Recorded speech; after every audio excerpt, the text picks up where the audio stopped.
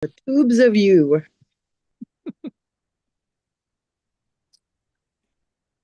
God damn, it's windy out. All right, we are live on YouTube now, and I am going to give the audience a little taste of Sheila here.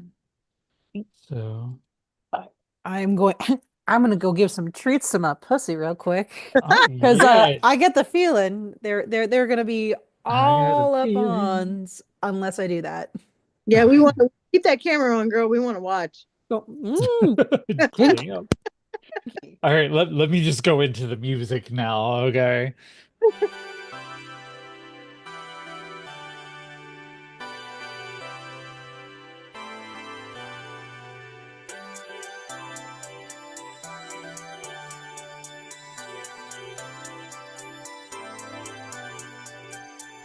Neon lights shine in the pouring rain.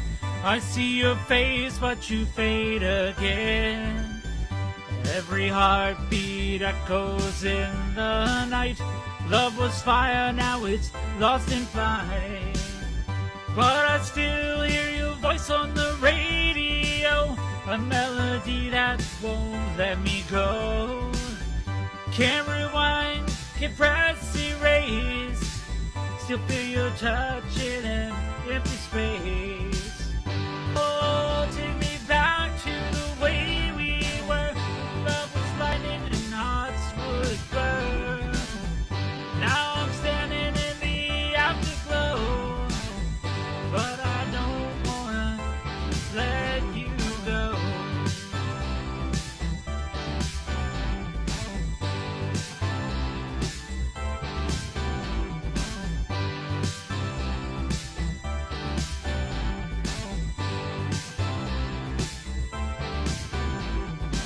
City streets feel so cold tonight, dancing shadows in the fading light.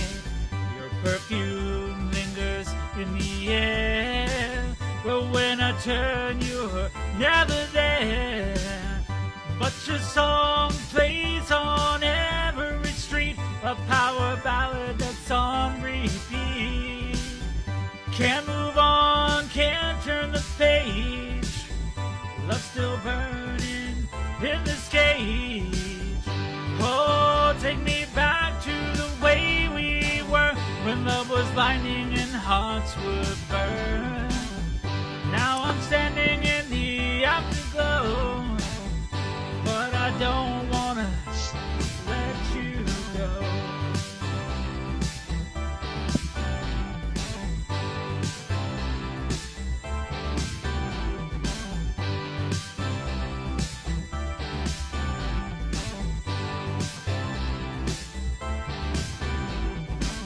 Oh baby, one more night. Oh baby, one more chance. Let's turn this heartbreak into dance.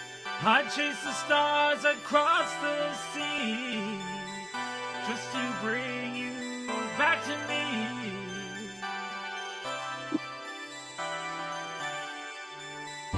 Oh, take me back to the way we were, when love was lightning and hearts would burn.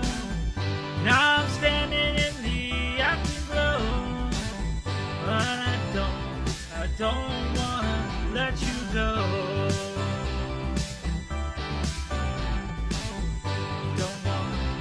I don't wanna let you go.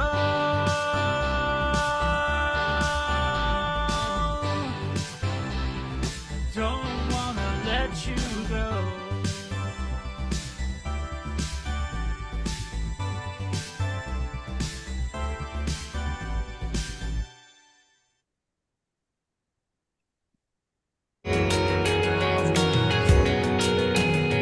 I'll give you the hair tie right off of my wrist. I'll turn it up if you play Taylor Swift. I'll gas you up when you're acting unhinged. If you're done, if you're pissed, I'll help you burn down a bridge. I'm an always got time for my girls, girl. Wherever you are in the world, girl, I'll be right there when you call me up. If you need to cry or wanna get drunk, I'll be your number one hype girl. I got your back in a fight, girl. Run up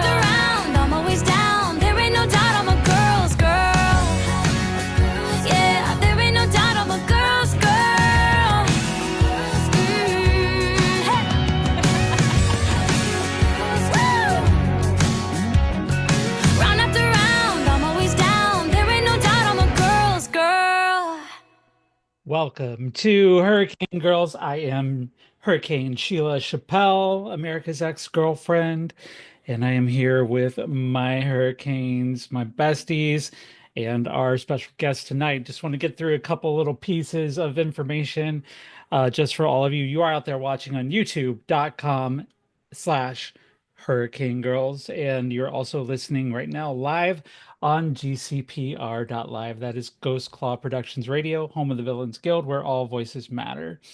And I am here tonight with some very special women here. But I do want to let you know before we get there, we are certified by the Creator Accountability Network. And that is something that we have been very diligent in trying to do, is to keep this community safe, and then making sure that everything we do is above board. So if you have any issues or think that we've done any harm, please contact the Creator Accountability Network at creatoraccountabilitynetwork.org, or you can call the toll-free number that's on their website.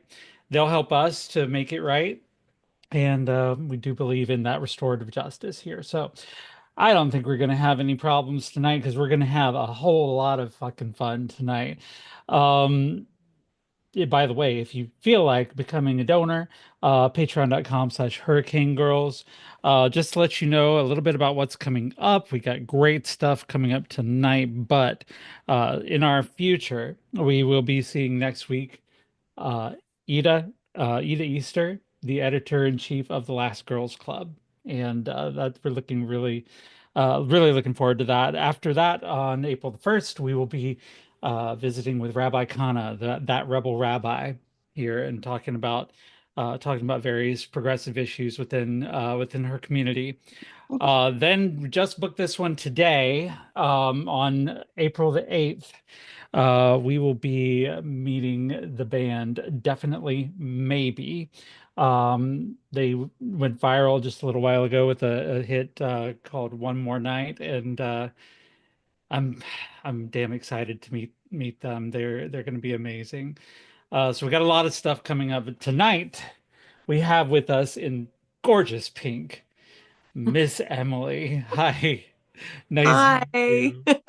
Hey, I love that. I gotta know what it's see, life is what does that say? Life is what happens to you while you're busy making other plans. It's a John Lennon Yes. song quote. Yeah. I painted it on Excellent. my guitar when I was 13. It's actually my mom's guitar case, and I painted those lyrics on there. Oh, that's super cool. I And love then that. when my daughter and I moved into this house, there was it's this weird suburb home, which I've never lived in the suburbs, and there's like no windows, there's all this wall space. Mhm. And I said to my daughter, well, what do we do? Like, put up one of those big ugly paintings above the sofa? She's like, no, we need to get a 6-foot neon light. I agree with their assessment there. Yeah. And so I had this made. So it's 2 6-foot neon lights, hot pink. And I didn't even like pink until age 40. And now I like can't get enough. There's a lot of pink shit in here. I mean, kind of the same, honestly. Yeah. I am just to introduce us all. I am Sheila Chappelle, America's ex-girlfriend. If you tuned in early, you would have caught my latest single out on all streaming platforms: Spotify, Apple Music, Pandora, Deezer, anywhere you want to get it. It's called "Let You Go." Please go favorite it, like it, do whatever you can with it. Preferably buy it if you get a chance. I have with me my hurricanes here, Hurricane Sim to my right, here on Zoom. Our favorite therapist here. It's good to see you. How you doing? Good. I'm excited for tonight. A chat with Miss Emily and see Yes. you, of course. I'm glad to see you here. We got Hurricane Abby to my left, author of The Year of Dating Myself, coming out in July of this year from Simon and Schuster. Welcome to the show, Abby. Oh, I'm always happy to be here. And down below, we got the salty Hurricane Mary, the salty historian. It is Women's History Month, and so we are going to be exploring some history of women in the second half of our show. And of course, with us tonight I heard you say the word house, so I know you are from above the border there. Yeah, I Yes. just literally drove today. I arrived tonight from New Jersey, and I'm back in Canada now. Yeah, we did the Oh, 6 hour drive. If you see me look down, I have a little 2.5 pound bunny who is my little partner in crime. People are like, my daughter moved out in October, and people are like, are you sad? I'm like, no, I've done the natural thing, which is put all of my attention on a 2.5 pound rodent.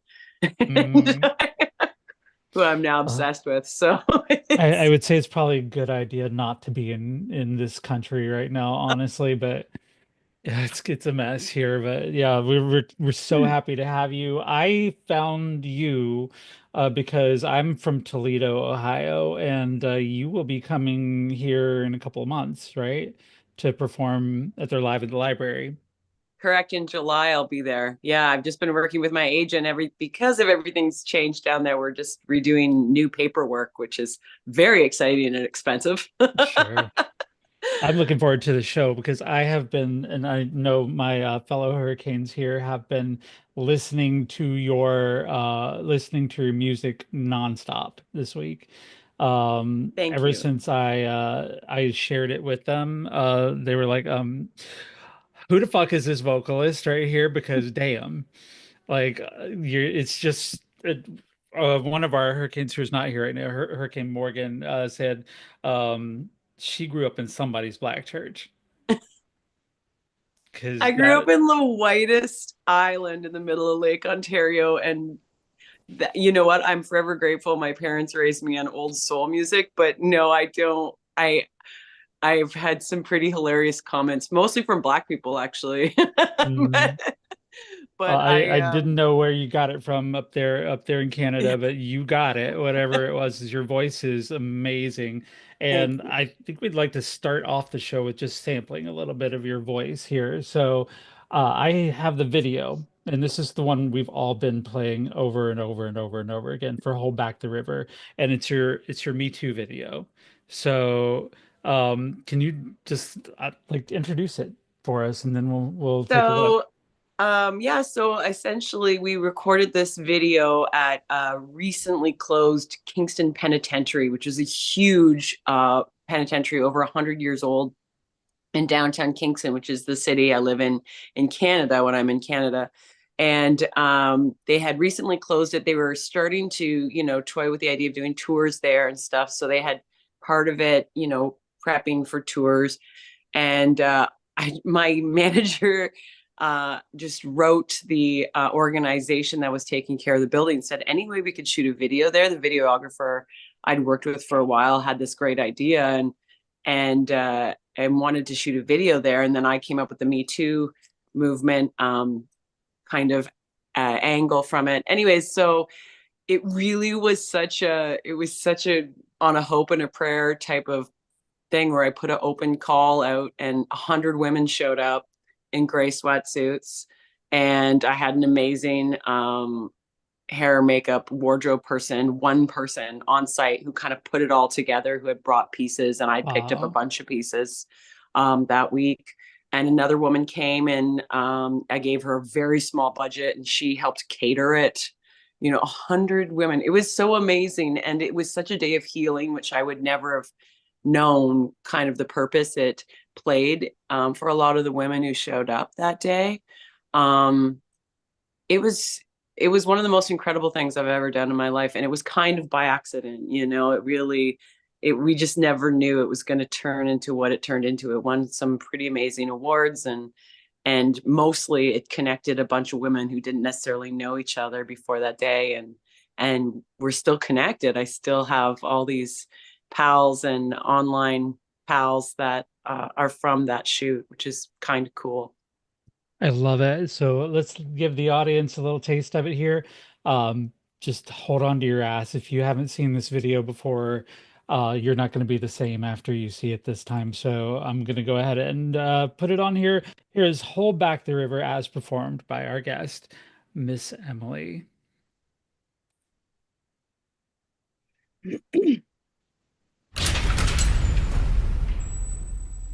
Love, love, rescue me. Hold back the river and part the sea. 'Cause I know change changes the devil's breed. Hold back the river and part the sea. Wind, blow, go and spread that seed. Hold back the river and part the sea, because I know the shore is a place for me. Hold back the river and part the sea. Hold back the river. Hold back the river. Hold back the river. Hold back the river. Sometimes you gotta trust what you cannot see. Hold back the river and part the sea. I said, hold back the river. Hold back the river. Hold back the river. Hold back the river. Sometimes you gotta trust what you cannot see. Hold back the river and part the sea. Faith, love, hope, and charity. Hold back the river and part the sea. You gotta give if you want to receive. Hold back the river and part the sea. Trust, though it's hard to believe.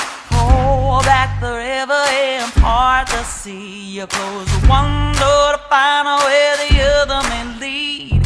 Hold back the river and part the sea. Hold back the river. Hold back the river. Hold back the river. Hold back the river. Sometimes you gotta trust what you cannot see. Hold back the river and part the sea. Hold back the river. Hold back the river. Hold back the river. Hold back the river. Sometimes you gotta trust what you cannot see. Hold back the river and part the sea. I said, hold back the river. Hold back the river. Hold back the river. Hold back the river. Sometimes you gotta trust what you cannot see. Hold back the river and part the sea. Hold back the river. Hold back the river. Hold back the river. Hold back the river. Sometimes you gotta trust what you cannot see. Hold back the river and part the sea. Ooh, goodness gracious, that is a powerful, powerful visual, and just the vocals in and of themselves. As I've posted like previews for the show on my TikTok, it's like, okay, vocalists, go off. Like that's You're so kind. Like, it's so I gotta tell powerful. you, I haven't watched the video in so long. That really was moving for me. Thank you for sharing that. I'm glad that you got to experience it again then, because it's so well done. You know, at the very end there, and she has her other moments in there. My 13-year-old daughter is the one in the bandana giving the finger at the end of I the. love that. Yeah, her and that her was the friend. part. That was the part I noticed. I noticed the person walking away and giving the finger. Your daughter That's was my 13 daughter. at the time. Yeah, pulled him out of school for the day. My daughter's back in her room back there. She's 13 as well, and she would totally do that. Yeah. Yes, she would. I have no problem seeing her do that. She would totally. She would probably come out of her room and do it to the camera right now if she had to. She's heard her call. Fierce. Yeah, I love it. we're raising fierce kids here. Yeah, We for are. sure. I love that. And so like that song, like what was the recording process like on that? Just like it seemed like a very, very stripped vocal there, but you had the chorus and everything along with it. Like what was that like, the trying to get that sound? So I generally speaking, I've played a few shows. You know, I've been doing this full time for 21 years, and it used to be Dude Fest. Every festival was just Dude Fest.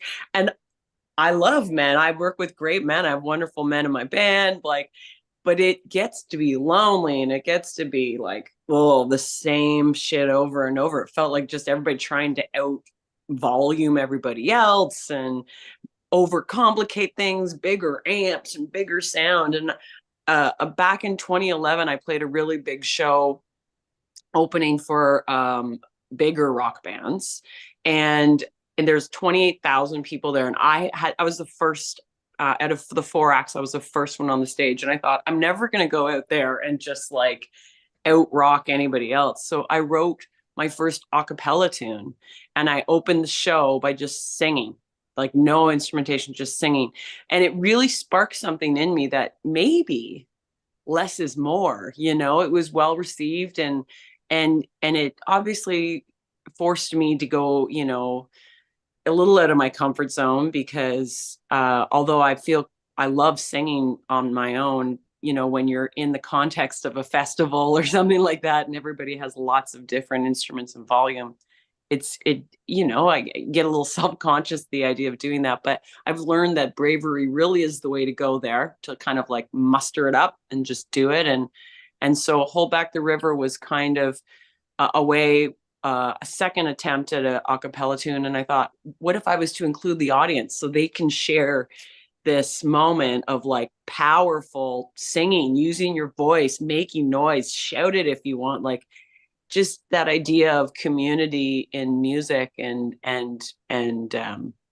that type of gathering in a musical way. It's just, I think it can be a next level thing if you've got the right audience and the right attitude. It's easy to see that as a very spiritual sort of song there. The biblical imagery in it, and just like how it was tied into the whole aspect of women being imprisoned. In the video, of course, being associated with Me Too, that would have meant women imprisoned by sexual assaults and rapes and things like that, and breaking free from that being the like the key point. It's not a swinging dick to be found in that video. I mean, just all women, and just women being powerful. And that's what we here love to see. And I can see Mary's down there just grinning from ear to ear, because literally, like, how much have you listened to this today, Mary? Like, honestly. I'm a little embarrassed, but I, I listened to it on loop last night in the shower. I was in there for about 30 minutes. I listened to it all day at work today. I work from home. Before that, I listened to it, I think it was the last 4 days. It's the only thing I've been listening to. And, God. it has so affected me, just because, especially when I looked up what the meaning behind it was and who it was dedicated to, and being a survivor myself, when I learned that part, I just sobbed in the shower as I was listening to it, because it is so fucking powerful. So I've been so excited to say hi. Thank you for that. Oh my gosh, thank you for that. Oh my I love this business so much sometimes, because you make your art, whatever it may be, ceramics, whatever, and you never know who's going to appreciate it, who's going to be moved by it, who's going to be connected to it. And sometimes when I write music, I feel like I'm just a vessel for it, like it already exists, and I just channel it through. I've been the chosen person to just channel it through and get it out there. And that's one of those pieces. And I'm not even sure I knew exactly when I was first writing it down what type of what kind of form it was going to take. And then the Me Too movement was like, it just clicked, and it was like, here it is. It's like I wrote an anthem for it and I didn't even know. And I can't thank you enough for sharing that, because it's really, every once in a while I'm like, why do I do this? And that's why I do this. That is exactly why I frigging do this. Thank you. Thank you so much. I think, Mary, that we might have to make another trip in this summer, because Yes. that Miss Emily I is just threw part my of pen. Yes. it's part of the Live at the Library in Toledo here, and going across, like, if you go to her website, you can see all of her 2025 performances there. That's themissemily.com, because there's one the Miss Emily. That's right. Oh, there's a lot of us. I'm there. But yeah, I'm there. There's I'm a very so there. talented Jewish children's performer. So if you ask Alexa, for instance, to play Miss Emily, you will get a very interesting array of music. So that And is Shabbat Shalom is not mine, unfortunately, though it's a great tune. And she has a very successful career. I don't know if she's still making music or not, but lots and lots of Miss Emily's. that is why you should track down our Miss Emily on all your favorite service and just you know what, just go buy the Defined by Love album or subscribe to Spotify or Apple Music. They're terrible to artists, but you know, at least you get to hear the music, right? I think the first person who responded to me when I sent out the music was Abby. As Abby was like, "Holy crap, where did this vocal come from?" And you know, Abby and I share a lot of music. Like, I don't know how many songs we share during each day, five, six, seven. Oh God, yeah, minimum. Like I think the lowest it's ever been has been like maybe 2 songs each per day. Right, right.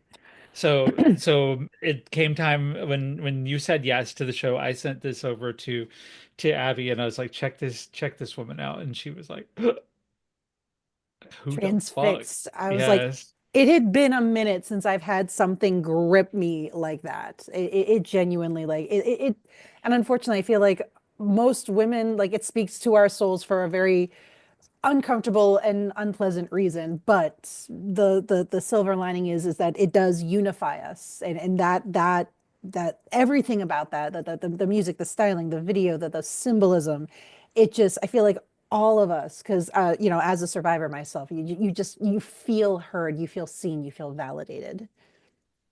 Thank you. Oh my gosh, I'm so humbled by this. Thank you so much. You guys Well, are so kind. I can I really, imagine you've been I humbled just, before because you are the three-time winner of the Female Vocalist of the Year with the Canadian Blues Awards. Am I right? yes, Yeah. yes. I mean, it's, you know what? I have a great fan base. I have a lot of people who voted for me who have been supporting my music for a long time. I feel great about what I do. Canada is rich in talent, you know.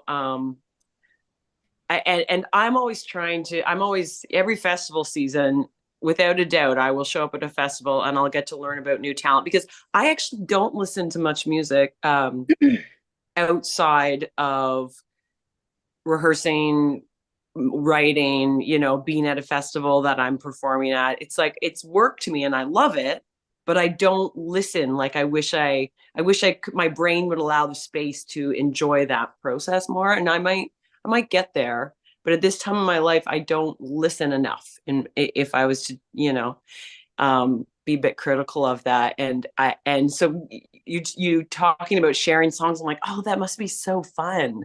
Because I like even today I did a 6-hour drive. I didn't listen to one song. I listened to audiobooks. Yeah. And all like nonfiction, self-help. I'm sure Abby will thank you for that at one point. Yeah, because Abby's got a nonfiction book, The Year of Dating Myself, coming out in July. I can't wait to read that. Honestly, as soon as you said the title, I was like, that's my book. That's for me. Yeah, because the whole concept behind it, and I'm just sitting here just speaking for Abby when they got the author right here. But yeah, I mean, just taking a step back and treating yourself like you want to be treated by someone you're dating. It's this something that every woman that I've spoken with and that we've had here on the show has been like, yeah, um, I want that. I need that. And we're really looking forward to that. So that's our audiobook recommendation to you. And of course, I think if nobody if anybody narrates the audiobook for Women Make History Better, it better be you, Mary. You better be the one that reads it because that's another book that we have coming in the works here. We don't have a date on it yet, but it's in production. Yeah. Well, And since I'm self-publishing, I have total control. I can be the one who reads it. That's all I yes, need. I love it. Awesome. Sim, we've really got to catch up because we haven't written a book yet. Oh, Yeah. I don't know. I've worked in many interesting places, so I mean, I'm sure I could write books. I don't think there's NDAs involved with any place I've worked that's of interest, you know, therapeutically or otherwise. I've got a deadline coming up on a essay that I've got to submit, and I've been putting it off this whole time. But yeah, I'm trying to write. I'm releasing music. I'm doing stuff like that. I love that what we cultivate here is a space of creativity, which we're missing three of our hurricanes tonight because God damn it, this winter is kicking everybody's ass and making them sick. Because we're missing tonight, we're missing Morgan and we're missing Evie. They're both out. Not well. Jen is not here because she's got a fever. So yeah, they all were wishing they could be here, but we got such a air of creativity in the room that just keeps me in awe at all times. And I like getting that energy from also our guests too, because our guests are obviously women who are creative. You're actually our second Canadian in a row. We had comedian Ava Val from Toronto last couple weeks ago, and so it's just seeing women from all over the world being creative and being expressive. It's just an amazing thing. So, what's like I think your latest album was the one in 2022, right? Yes, 2022. It's funny. I have to say something because you said Ava Val. I was like, wait a second. I just started following her on Uh-huh. Instagram. Yeah, a friend of mine shared something of hers, and I was like, this is it. And Yes. I think it was about facial electrolysis, which I have done, and it sucks. And I was like, girl, I Yes. feel you. She talked about that quite a bit when she was here. Good. Ava's a good friend and a friend of the show. I told her I was like you still have the Zoom password. You can hop back on whenever you want to, but she's Amazing. taking off on a tour right now around Canada, which is kind of it's interesting that you mentioned visiting the US because she's having trouble with that right now. Being transgender, it's a little bit more difficult A little for more her, but complicated, no doubt. Yeah, it's yeah. interesting.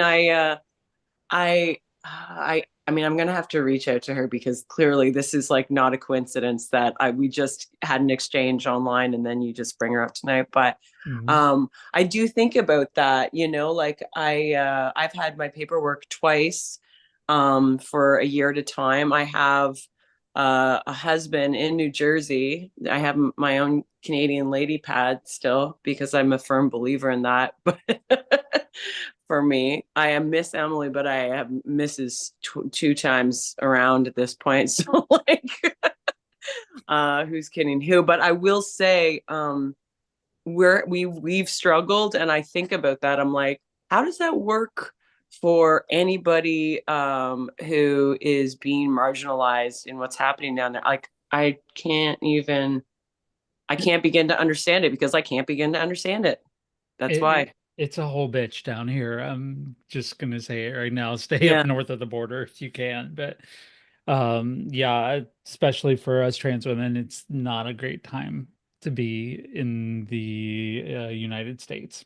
Um, but having this network, it does help. And we're from all over the place. We got Illinois, New Hampshire, and Michigan and Ohio represented in the room. So we're we stay in touch, and that way if anybody's in trouble we know who to go to, and it's a It's crazy thing. amazing. I feel kind of late to the party with the women celebrating women thing, and not because I didn't celebrate women. It was more the fact that I was just around men forever. It felt like, my band's always been male, or was always male for years and years and years. Um, and I just, yeah, I felt kind of late to the party. I had my daughter in my early 20s, but it kind of more isolated us than anything. So she was my femme, sidekick. And yeah, and I didn't have girlfriends. I felt like there wasn't time. I was parenting, and then I was playing a lot of bar gigs for a lot of years, and it was all dudes. It was dudes at the shows. It was dudes in my band, dude sound people. It was just a very different business. And then about 10 years ago, as my daughter got older, I was able to like build some more of these female friendships and rekindle some old ones. And it has been the gift that keeps on giving. I have my home here in Canada, and one of my girlfriends from high school who actually had her first child in grade 10. And she started empty nesting the same time I did, and we're the same age, and all of our peers in their early 40s they all have like toddlers. So we're like done. And so she had gone through a big breakup. Was coming out of a divorce. And so she moved in here with me. My daughter was moving out, so she moved in here with me. And so we run this home together, the Pink Palace, I call it. But it's like, and I have my situation in New Jersey. I can go down. I've got a husband down there. I go down, high five him, and I come back up, and I'm on tour. But like, it's my life is it's women, women, women now. It's amazing how it's turned. I make music for women. Like, that's my number one audience. I didn't even realize I was doing it. I just, I started working on a branding thing recently, and I'm answering the questionnaire, and I'm like, am I a sexist? No. I'm only making music specifically for women. I mean, I have lots of male listeners and supporters, but maybe it's just so overdue that it was time. It's like just a full force the other direction. So like, this to me is what a gift. You're not a sexist, you're a feminist. There's a difference. And late to the party is early to the after party. So oh yeah, there you are. I like that. I will use that. I was late to the girl party too. I didn't transition till I was in my 40s, and so wow. Yeah, but I'm telling you what, if I'd have known what I was missing out on, Jesus, I'd have come along a lot sooner. But yeah, I mean, it's interesting though, because we're not set up. Like, we're not set up to be feminists. We're not set up to be to focus on femininity and womanhood. We're set up to serve the masculine and serve the patriarchy and make them feel centered in And if everything. anything, we are conditioned to fight each other and see each other as the competition that we have to tear down to better ingratiate ourselves to those men. Yeah. And I love That's how so Abby reached true. out towards me. Like, go ahead, let's go. Come on. I have to say, looking at this screen and, just women gathered together, like, I believe the energy that something like this puts out into the universe is, you can't put a price tag to it. It's worth so much. It's so valuable on so many levels. And you never know who is paying attention, who that changes the trajectory of how they feel. They might feel powerless in their own lives. And then they see women gather together and they think, you know what? I just need to find my people. I need to find someone. And there's always someone, there's always someone. I really believe it. And that I love this business for so many reasons, but one of them is I love people. I just didn't realize how much of a people person I am, but I love playing shows. But I meet the most amazing, sensationally kind, wonderfully talented, and excited about life people. And that is awesome. And so many women, and that's what a gift. It's such a gift. I'm pretty sure Mary and I will be in the front row on that July night. Yeah. Oh, I love it. You listed 4 states. I'll come to all of them. This is what I love. This is, Yeah. where there's I'm in the one where that looks there's like that.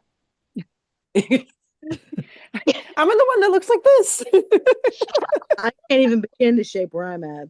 I don't know. I'm in a state that looks like this, honestly. Honestly. Yeah. Like in That's Ohio. Ohio. Yep. Yeah. But yeah, no, I get to be in a non-blue state, unfortunately. But yeah. New Hampshire's pretty purple, unfortunately. We're the Texas of the North. I keep saying we're the Texas of the North. Yeah. I'm going to tell you, northern New Jersey, like I'm in northwestern New Jersey in my home down there. Don't bother. It's just- Oh, it's too bad Evie's not here. Evie's a New Jersey girl. yeah, I mean, it's Yeah. so weird. You drive 30 minutes and it's totally different world. But I have hope. I have a lot of hope because, people like us are moving into the neighborhood and our neighbors across the street were like, oh, you guys are musicians? So we can put up the signs we want to put up. And I was like, yeah, you can. Yeah, I get that. I get that from me when I'm out and about. Is I'm in Toledo, the most meh. If you look up meh in the dictionary, that's what's there. And when I go out, people are like, "When's the next show?" And I'm like, I'm not a drag queen, baby. I'm like, drag queens take their shit off before they go out to Kroger. And then it's just like something that they've never seen before, No. that they've never run across. And I love that because with your energy, I am sure that when you go out, people are like, their eyes are sort of drawn to you. Like I'm like I am keeping that beret so hard right now. Yeah. Yes. This is my driving all day look. There's a reason for this lighting. I'm My not gonna God, lie to you. Like, you all look beautifully lit, and I'm like, not a chance in hell. I need pink backlighting. Distraction tactic. Right. I just took it as eccentric. I thought you were an eccentric artist. Just you could have just went with Well, that. there's that too. If I was really eccentric, I'd be taking this call right in the chair next to me, which is a skull throne. Oh, Oh Yes, my God. you should have. move. Oh my God. Right now. Do you want to see it? Can I show I it Yes. to do you? want Yeah. to see it. Yes. Dun, You- da, da, da.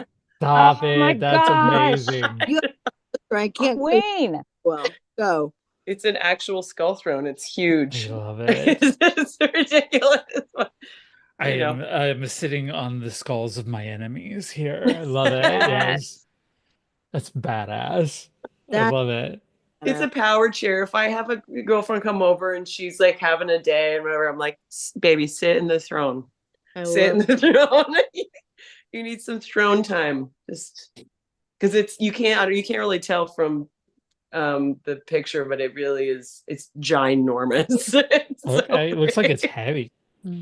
It's not. It's really crappily made. I had it shipped up from Florida and it was broken in a bazillion pieces. And one of my bandmates is an amazing saint of a human being who also has fine carpentry skills, who like glued it back together and painted it. But yeah, it's a gold weird. He's like, I don't know what this wood is, but it's real. Not sturdy, at least anyway. No. But it feels good to sit in. It's comfortable to sit in enough. It's a throne. It's what you would expect from a large 6-foot throne. It's a boss bitch image, if nothing else. It is. Yeah, I don't know. Like, I'm late to the party, early to the after party, but embracing my fam is like really.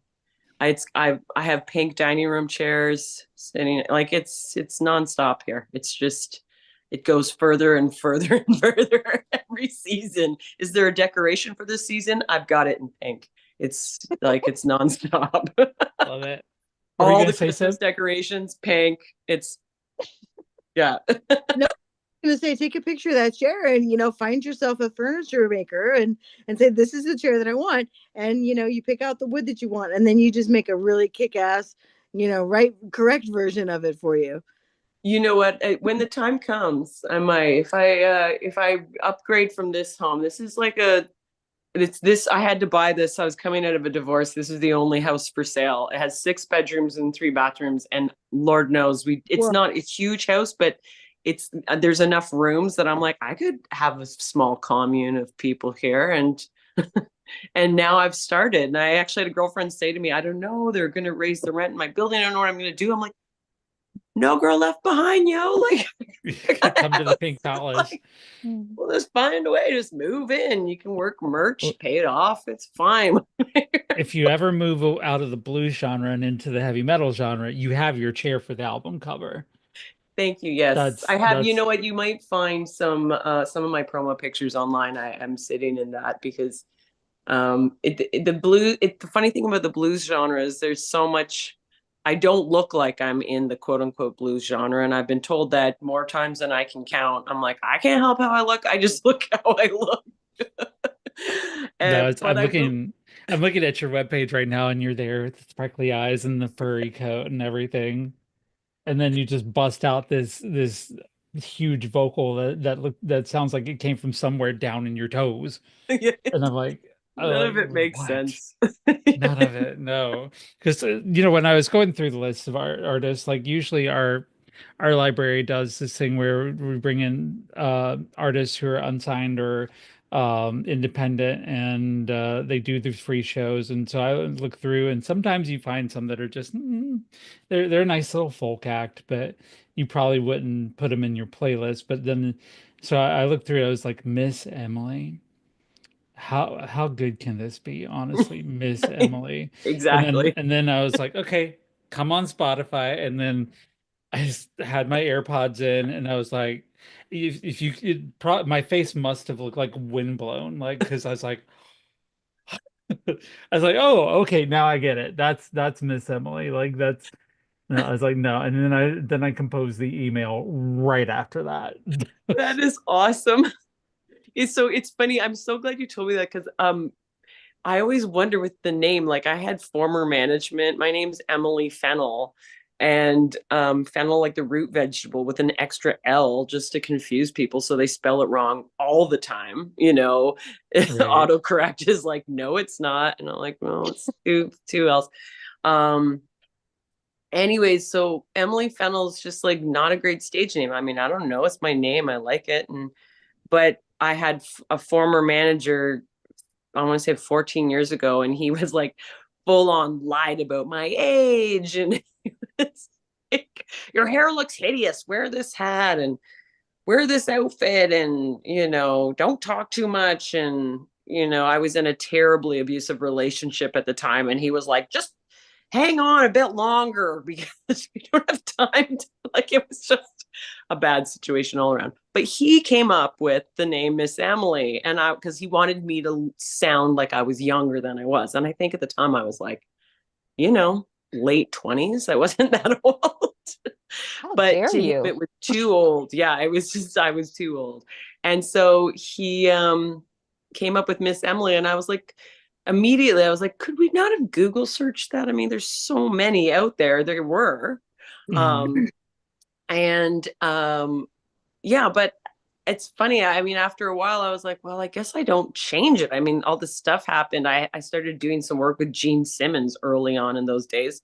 And then all of a sudden things took off, and I had all this great press, and I was like, I guess I'm Miss Emily. I guess that's where it stays. Now nobody forgets it and nobody spells it wrong, even though it's terribly confusing and not particularly cool. But I now don't it's know. Could just be. It could be it's cool. It's cool. maybe, I don't know. Now I'm at an age where I just don't care. Right. I I'm just mean, like, I think it depends on how you're brought on the stage, honestly. Because yes, it could be a kindergarten teacher's name.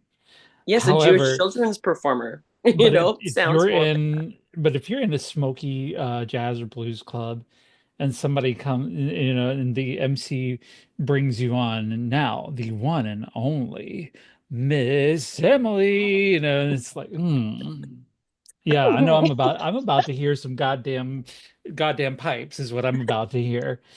I'm ready to grab a cigar, ready to sit back and listen to some authentic music. And that's what we're gonna get from you. And I get that. But yeah, it is kind of it's different.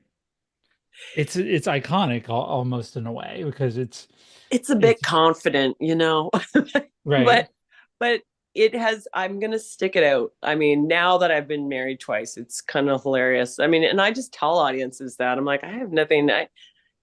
And I've never been good at the whole quote unquote mystique thing. I really enjoy just being myself consistently. I don't know that I'm advanced enough mentally to be able to have a bunch of different personas. I had to, like, that would be really confusing and that would take up a lot of brain space. I'm just not willing to part with.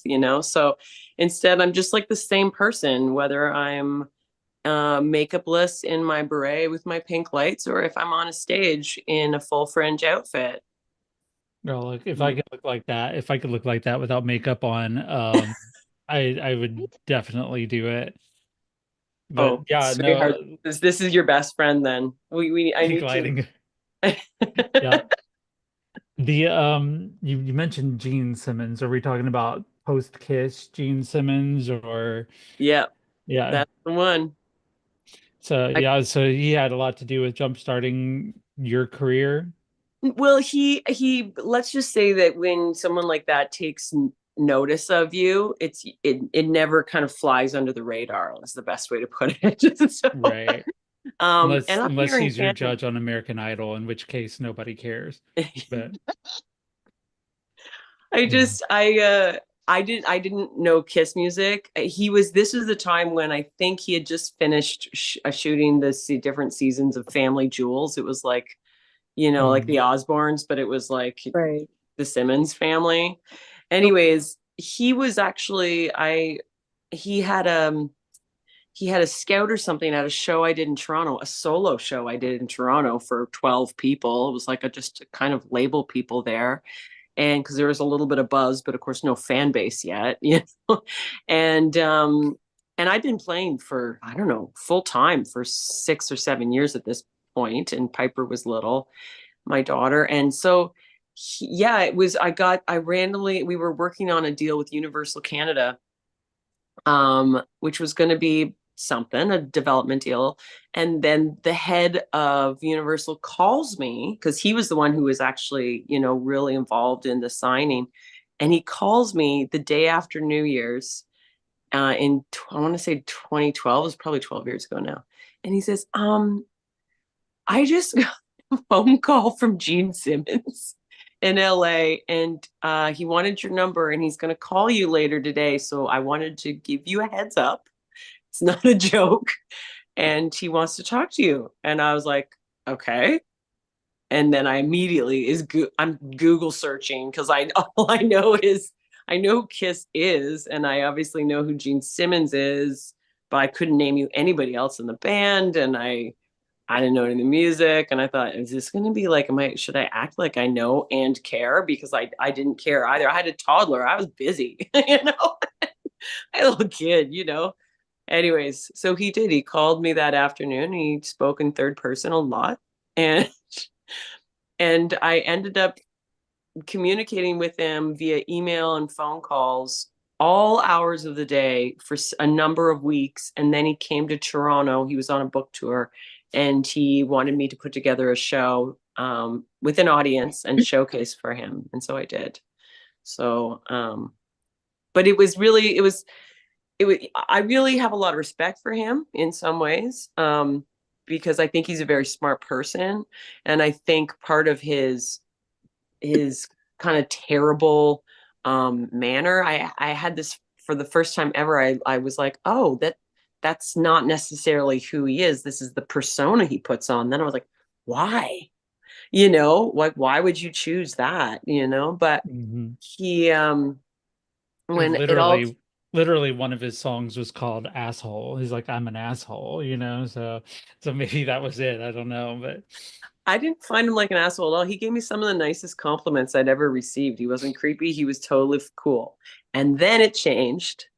And then we did the showcase, and he went from kind of being really into exactly what I was and what I did. And I'm always open to suggestion. I'm just, rolling with the punches. But he really wanted to, they offered me it was going to be a Universal Simmons Records deal. And and he decided he really wanted to sexualize the act. He wanted, he's like, I mm, want long fingernails. And I was like, well, I play guitar. I'm not going to play guitar. You're going to, pretend the mic is like a phallic object. And I'm thinking to myself, I am raising this little girl. And, I don't know, maybe there's something missing in my brain that actually gives a shit about celebrity, but I really don't care. I really don't. I think I'm missing that piece of it. A good Which piece of miss, I think, honestly, to not have any celebrity worship. yeah, I don't have it. I don't know. I think I've just met enough. I don't know a lot of famous people. I've met enough of them to be like, well, everybody, everybody's just human. Our bodies all function in human ways, and our thoughts are human thoughts, and our actions are human actions, and career is career, and success is success. It's all kind of, in the eye of the beholder. And I don't know. I looked at the opportunity presented to me, which I knew most people would I think most people, maybe I'm wrong in that, but I knew a lot of people would think I was crazy, but I was like, I can't do this. Because in 3 years, my daughter's going to turn to me and say, why? And I thought, and I just knew her as a kid, a little kid. And I was like, no, I'm going to have to answer to her in 2 or 3 years. And I'm not going to be able to. And nothing is going to be worth it. Nothing in the whole wide world is going to be worth having to look her in the face and explain to her why I sold me and her right up the river for a possible opportunity. I've never regretted it, ever, not for a second. And Gene was really mad. I think, I didn't end up doing anything with Universal after that either. They're like, listen, nobody turns down him. And I was like, well, I don't even look at it like that. I just look at it as like, that's not the right fit for me. Right. Right. Yeah. I mean, no, I mean, that's amazing, honestly, because that is a nice little carrot dangling in front of you at that point, because I mean, that's the leader of, one of the most famous 70s and 80s rock bands. They're offering you a career on a silver plate, but it requires you to sell out everything that you are and everything that you want to be. And I think that you made the right choice, Thanks. I ultimately. feel like I did too. I mean, I've never regretted it. That's for sure. And I think, it really didn't come down to my artistry. It wasn't about that. I was really open to interpretation in a lot of ways because I just love music and I love making art and I love, I don't think I know it all. I really don't. I'm a learner here on planet Earth. I'm every day. That's why self-help books and like educating myself and listening to biographies. I want to learn. I want to learn. I want to grow every day. I want to grow a little bit. And but it was the when I felt it just didn't jive with my core values, you know not sure I was using that lingo then, but I was like, that's not right. It just No, that's an amazing thing. Like I have a daughter that I have two actually. I have a bio daughter and a stepdaughter, both of them 13. And wow, yeah, you're a both saint. 13. Listen, no, they're the easiest kids to raise, honestly. Like I I'm not a parent that you can rebel against, because I don't tell you not do shit. I'm like, okay, you want to swear? Fucking swear. If you want to listen to crazy ass music, listen to crazy ass music. I did. If you want to like read something that you're not supposed to read it. All of that. And then if you got questions, I'm there for it. But yeah, I love that. That in many ways, like I had transitioning is also kind of, I don't want to compare myself to that journey, to your journey necessarily, but it is in a way, because I had every opportunity to continue living in male privilege and continue flying under the radar and not be authentic to myself. And when I was transitioning, I was very much thinking about my daughter, and thinking about what that says to her about me living a lie. And I think I see a little bit of myself in your story there too. And I think we all can probably think of a time where we're asked to do something that compromises our convictions and compromises our values. And I love that you stood up for it, and that you still are around performing. Old 70s rockers be damned, you're out there still getting on stage and doing the things you want to do, whether that's in front of a small pub or in front of a stadium full of screaming fans. It doesn't matter, because you're doing what you do and you get to live your life that way.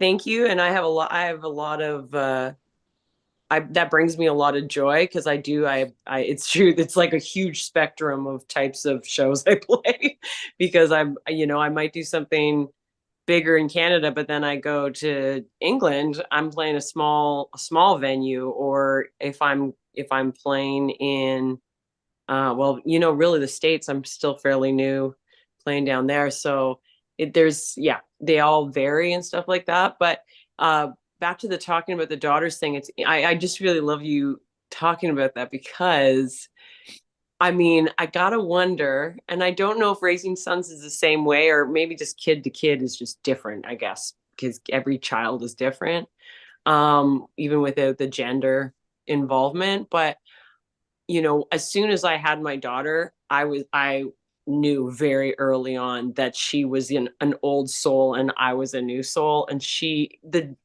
roles of her kind of raising me hit young. She was young, where she'd be standing at the door, Mom, we're going to be late for school. You need to get more organized. Like she's, and it's same thing with the swearing and stuff. Like I've been working on my swearing. I used to swear a lot. And I think it was from my bar work, but I never didn't really swear around her. There's certain things I would avoid, certain topics, but swearing I didn't. I just said to her, listen, because she would ask about it early on. I said, listen, I I swear, and a lot of my friends swear, and in our business we swear a lot. And I said, and it's not really great. And if you as a kid do it in certain situations, you will get into a lot of trouble. So just avoid if you want Yeah. to avoid like punishment from other people, because you're not going to get it from me. I don't, it's language. So, but I think as parents, maybe sometimes we try and we're always, I generally think, I don't want to speak for every parent, but I think we try and, create a good example for our kids. And I have messed it up so many times. Like her dad and I were never married. Not that that matters. But we split when she was a year old. I mean, we were both so young. And then I was married to somebody. I wanted to give her the family, and I had stepkids, and and I was in that situation for 10 years, and most of that was terrible for her. And I carry a lot of guilt from that. I made the wrong choice. I did something really terrible, and it's really affected her. And damn it, I have paid a lot of money in therapy for that kid to try and, but as a human being, I mean, sometimes we have wins, like the Gene Simmons thing. And, you know, uh, but I think about, what I would consider a real challenge in life, like deciding you're going to, transition into a woman, from male privilege, as you said, which I love how you put that, because you're right, you Yeah. got it all. And you're like, The but it's not me. and the male privilege card was yanked the first day, day Yeah. fucking one. And I tell people, as soon as I put on the eyeshadow and a dress, male privilege was gone. Although people are like, you'll never be a woman, they sure did start treating me like one back then. It was immediate. Not it didn't even take a week. This first time I went out, I was treated exactly like people treat women, which was oddly affirming, but also at the same time, what the fuck, Yeah. Kind of is kind of weird like that. But yeah, it's still again being true to myself. That was the most important thing, and showing my authenticity to myself and to my daughter and to now my stepdaughter, and um, just being real. And it's brought me a lot of heartache, but it's also brought me these lovely women here, who I would never have known, nor would they have given me a time of day before, because I just average, they always say that trans women transition because they can't make it as men. They're fucking right about that. I was terrible at being a man. I didn't know how to do it. It's like you see like this cartoon of some little alien trying to pilot this big meat suit or something like that. stumbling around, and it was a whole lot like that. So yeah, I'll own that. I was terrible at being a man. I'm fucking fabulous as a woman, but I'm terrible as a man. But yeah, but now that I have said that, we are at the top of the hour. I do have to identify the station here. You are listening to GCPR.live. This is the Hurricane Girls, and we are on YouTube.com live at Hurricane Girls. And we're also going to be on Spotify and Apple Podcasts and wherever you get your podcasts later. So please go download, share with your friends. You can come back here and watch this again if you want to, do some body doubling, do some housework, listen to this amazing conversation. Honestly, and this has been commented on in the chat as well on YouTube, that this has been a phenomenal conversation so far, and we're going to pick that up here again with Miss Emily as we go into our second and final hour of the show. I do want to let you know, if you're going to tune in next week, you're going to see Ida Easter, editor-in-chief of the Last Girls Club, and also that's a magazine that our girl Mary writes for. So we're gonna definitely want to tune in for that and get to talk to her and get to know her. April 1st, we're going to be talking to that rebel rabbi, Rabbi Kana, one of my Villains Guild sisters and an amazing person. And on the 8th, we will be talking to Chicago-based pop rock band Definitely Maybe, whose hit single One More Night made them famous on TikTok. And I chatted with them last night and they're like, oh my God, I want to be on the show. And like people hear this name, Hurricane Girls, and they're like, yeah, that's a show I want to be on right there, because obviously it's telling you what you're walking into. We are working on getting some dates down. Um, for some more people. I've been talking to Miss Andre from TikTok. I have been also talking to Jennifer Blanc from Party of Five and from Dark Angel. So we're going to be we've got a full slate of guests coming up, and next week she would have been here this week, except she's sick. Jen Lennon, who's a film composer and a Celtic singer, is going to be joining the show as a regular Hurricane. So we were definitely looking forward to welcoming her. It seems like we have guests. They love the show so much they're just like, you know what, I'll come back every Tuesday. Um, Abby was a guest, Mary was a guest, a couple of others who are on our show now regularly were guests, and then they found out they liked the vibe. And we hope you, as the audience, like the vibe, and we try to make that vibe for our guests here. Emily, when you emailed me back, you were like, "This is going to be some fun, long overdue girl time," and I was like, That's the vibe. That's our whole vibe. That's what we go for here, because we're besties before we're anything else here on this show. You So do have the best. You said it, but it really Hurricane Girls is like I'm responding to that email. right, like Tell me because more. people are like, "What Hurricane Girls? That sounds like something interesting." Basically, it was a group of three women at the time. There were three of us, and we met on TikTok live during Hurricane Helene. I had started the live as one of my friends was in Florida, and we were doing like live broadcast of the weather of Hurricane Helene happening in Florida. Then another of my friends came on, and she's a big stand-up comic, and she held court for about 5 hours. We had 20,000 viewers at some point, and then we were like, this is a fucking vibe. This is something that people respond to. And so I was like, but what do we call it? And my friend Leslie, who is one of the original Hurricane Girls, said Hurricane Girls. And that's what we are. We are women who are strong, powerful, and you better get the fuck out of our way, or we're gonna blow your ass off the map. We are the daughters of darkness, the sisters of rage. We are the goddesses cursed upon mediocre men, and we are nature's happy little accidents. So that's what we do here. And I'm so glad to be here, because women are what we are all about here. And, fuck the men. Let's drink to us right now, honestly. It is Women's History Month, and It is. as our historian here, our one and only historian who specializes in women in history, we have Mary here with us, and Mary has prepared a little segment here for us where we're going to talk about some women in history that you may not have heard of.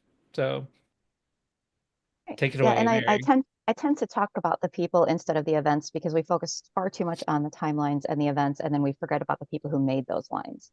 So tonight I want to talk about some women activists, and I didn't realize how perfect it was going to be when I picked my themes. So I just have to say that I'm so excited. Sorry. You're here and I can't believe it. I'm sorry.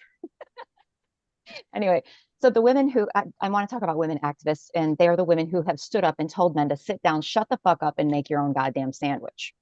So Susan Ann Cuddy was born in 1915 and she passed away in 2015. As an aside, she was only 5'1". Her parents were the first married Korean couple to immigrate to America. Her dad was an activist who was fighting for Korean independence from Japan. He raised his children to be, quote, good American citizens, but never forget their heritage. He ultimately lost his life on one of his many activist trips to Korea.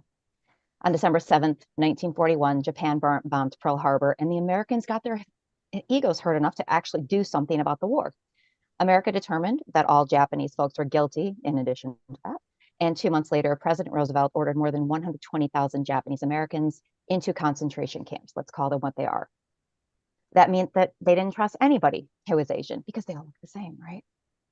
But Susan didn't care. She became the first Korean American woman to sign up for the U.S. Navy after the Pearl Harbor bombing. At first, she wanted to train as an officer, but racism. So she enlisted as a service member and was part of the first class of the women accepted for volunteer emergency service, better known as WAVES. And she kicked ass in basic. She learned to use flight simulators and how to fire 50 cal rounds. She ended up being the first woman Navy gunner officer. Then she started teaching combat techniques and gunnery to white dudes who didn't like learning from a woman, let alone a Korean American one. She was teaching them where to hit a plane, how, and when. She had extensively studied recovered downed aircraft and knew the best way to take them out. One story said that during a training session, one of those dudes told her he wouldn't be firing a weapon until he saw the whites of the derogatory expletives' eyes. She told him she didn't care what he did up there, but on the ground, he'd fire when she told him to. Well, you don't have to be 6 feet tall to be intimidating, so he shut up and shot. Speaking to that attitude, Susan faced a lot of suspicion and vitriol because of her heritage.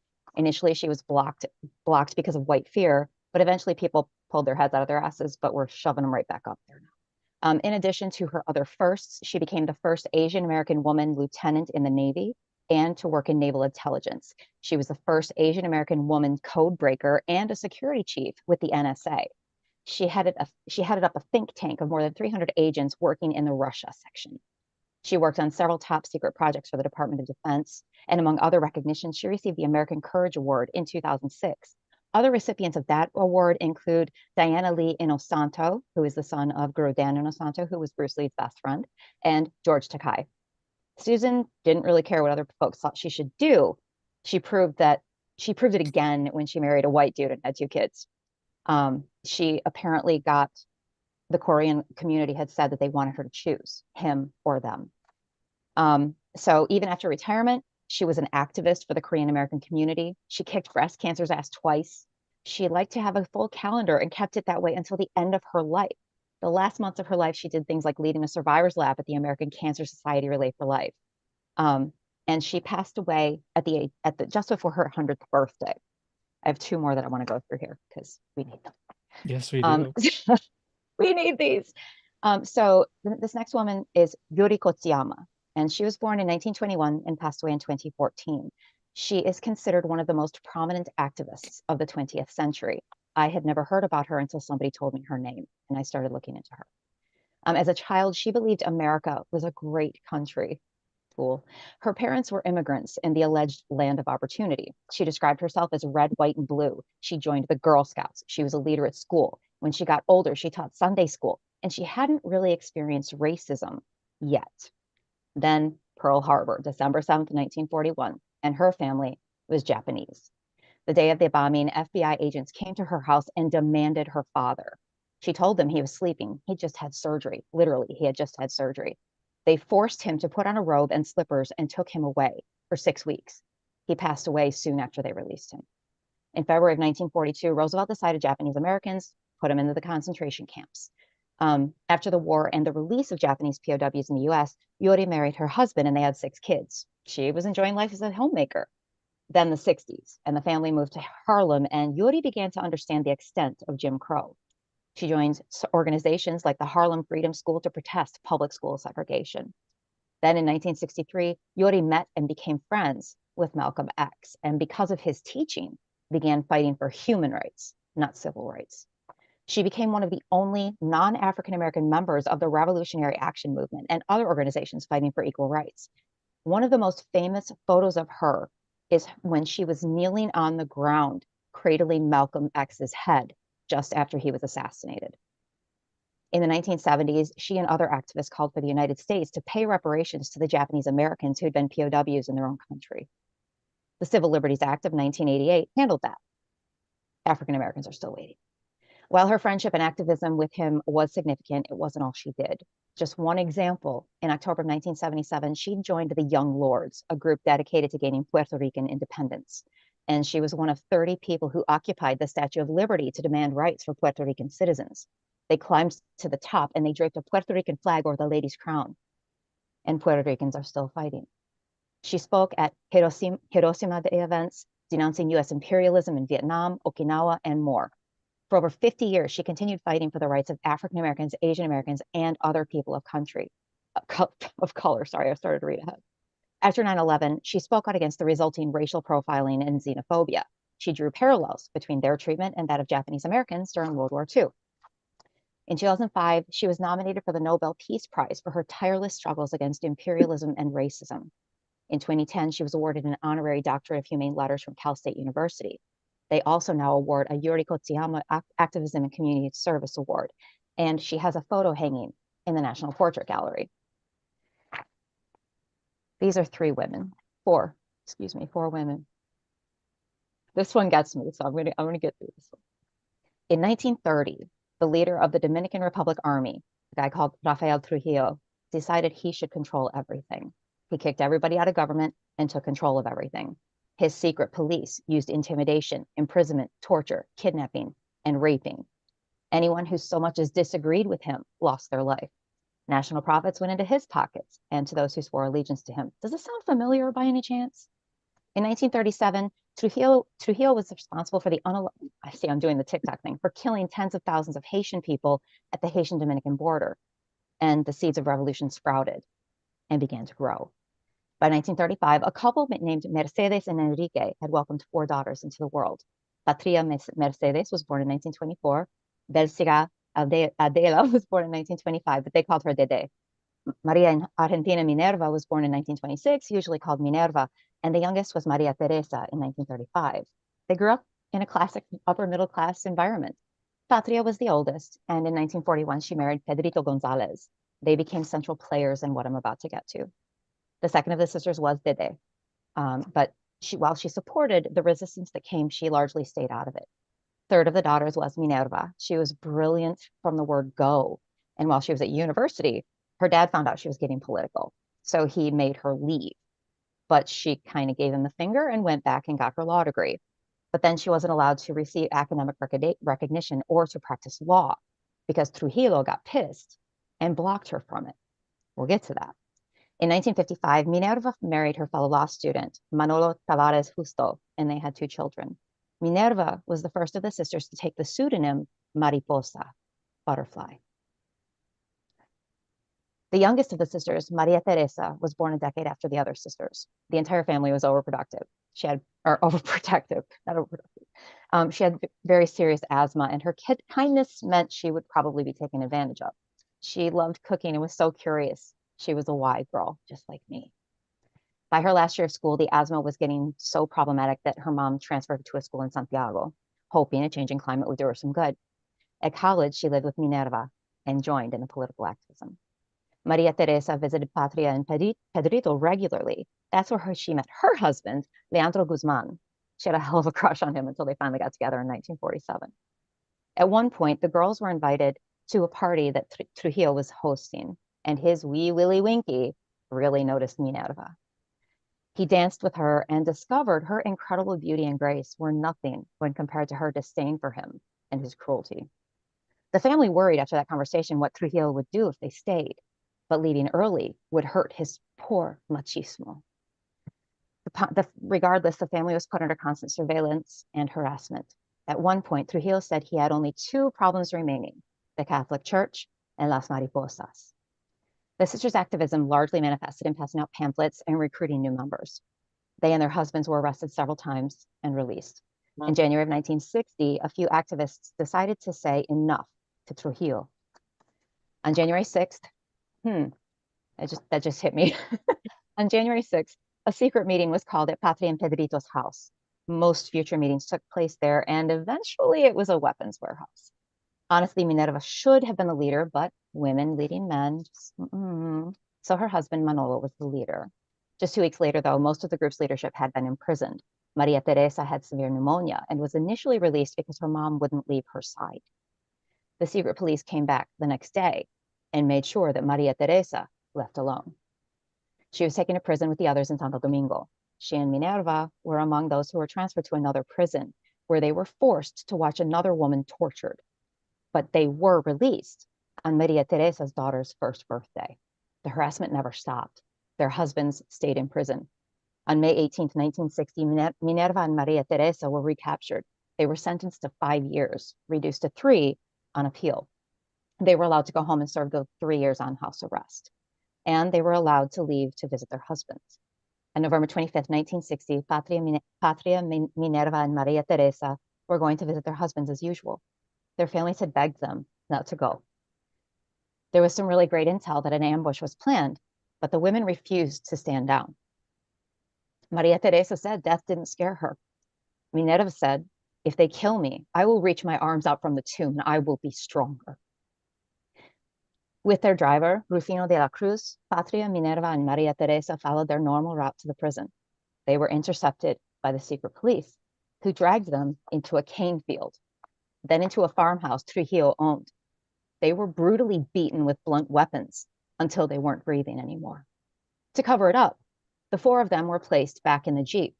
The Jeep was forced off a cliff. It was an accident. Except when they were cleaned up and examined, the truth was found. People of the Dominican Republic knew about Las Mariposas and had supported them. They may have been willing to deal with a lot of shit, but treating the sisters that way, Trujillo sealed his own fate. And within about 6 months, he had been assassinated. I say, fuck yeah. With her mom and Leandro's help, Dede raised her own 3 children and 6 of her nieces and nephews. Dede lived out her life keeping her sisters' names alive. The family home was turned into a museum, and she was there to answer questions and retell the story as many times as anyone would ask until she passed in 2014. In 1999, the United Nations declared November 25th International Day for the Elimination of Violence Against Women. In case you forgot, I just mentioned that's the day Las Mariposas were brutally assassinated. And now they're trying to erase it and take it away again.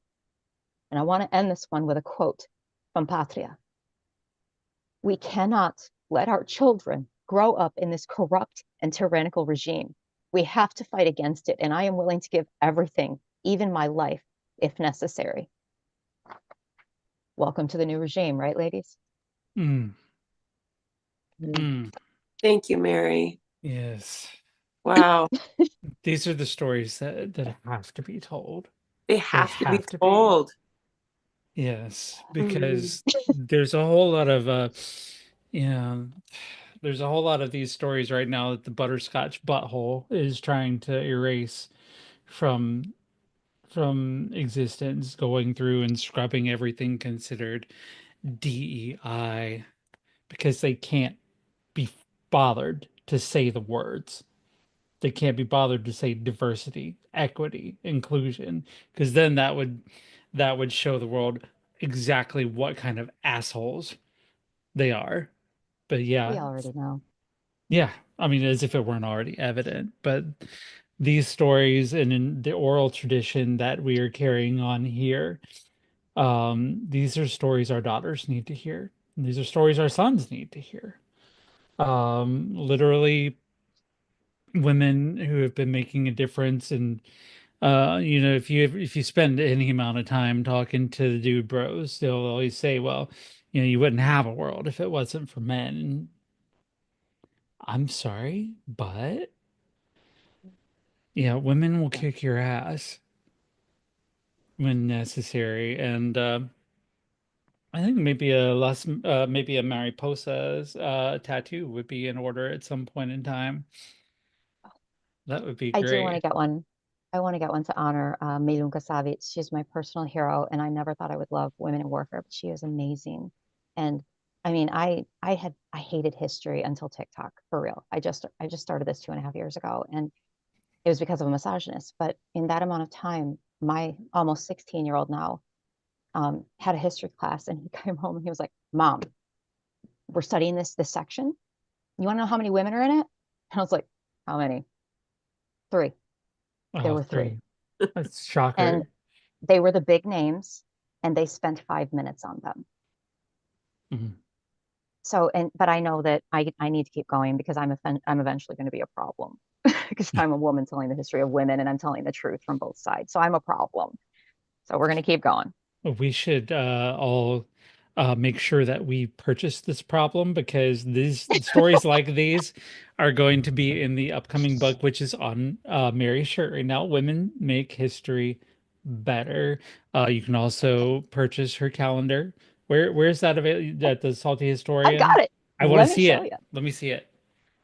Okay, so yeah, I've got it on Etsy. I won't sell on TikTok, even though it's where I was spawned.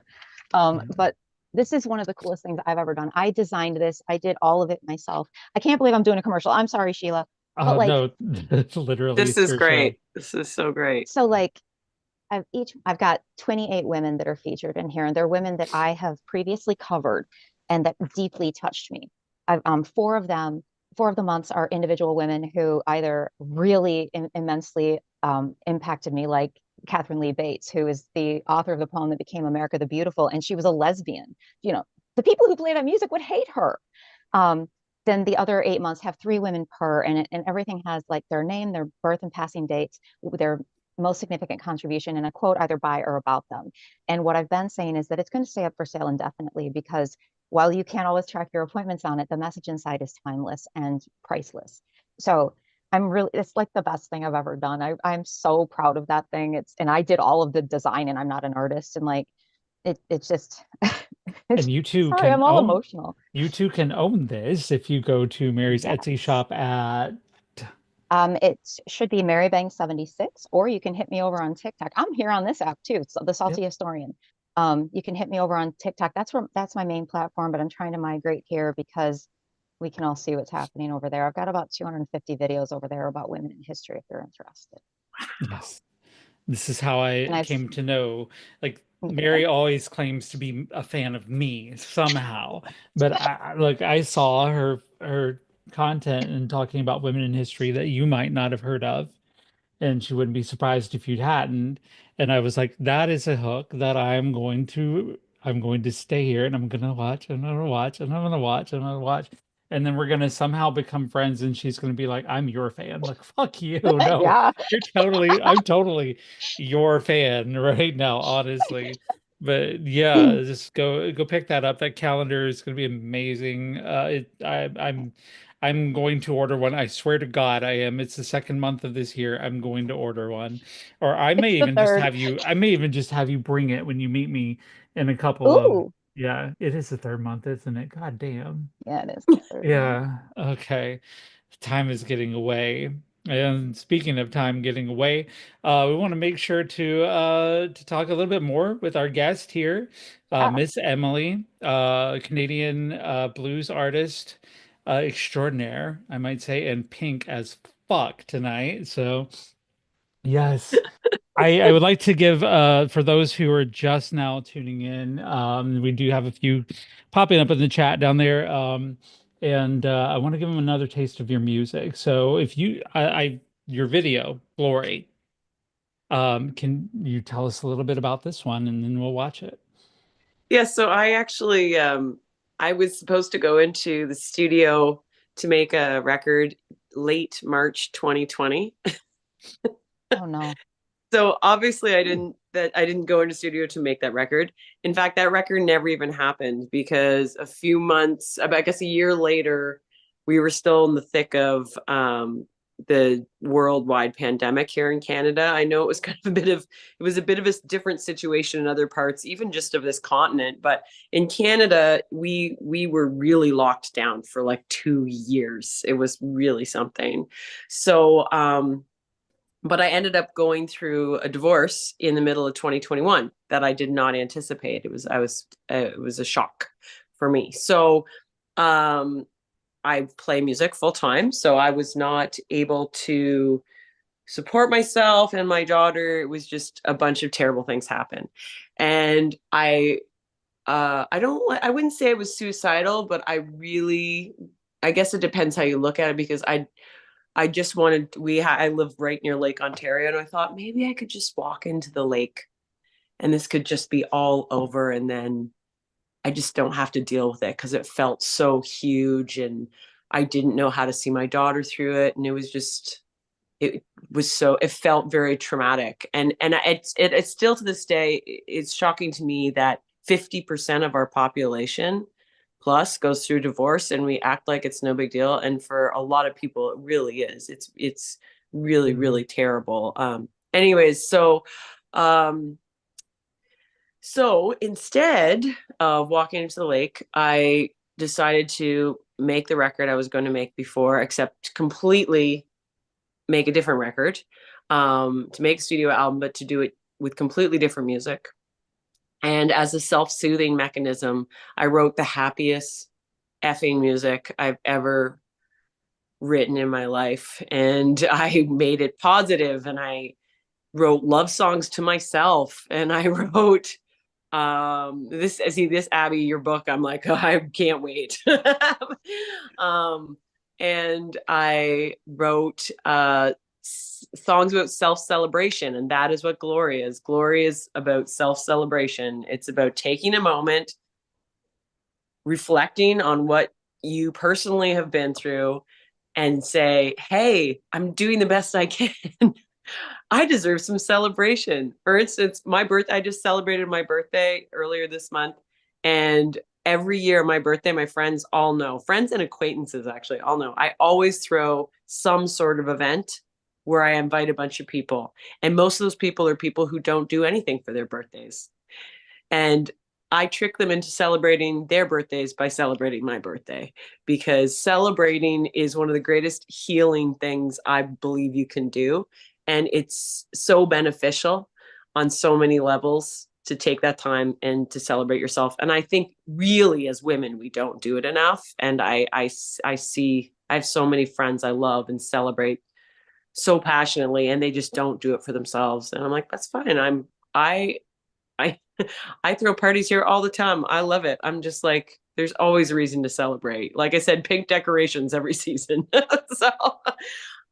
So Glory is that. Glory is a song about self-celebration. And we shot this little music video coming out of the pandemic. We were finally able to gather. So my videographer said, we're still pretty limited. What do you want to do? I said, I just want to get a bunch of people together and dance.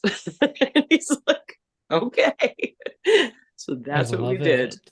And I'm so glad that you are not at the bottom of Lake Ontario. Yeah, me too. Yeah, I'm very glad you're here, and we're all here, and that we all get to experience this video, Glory, by our guest, Miss Emily.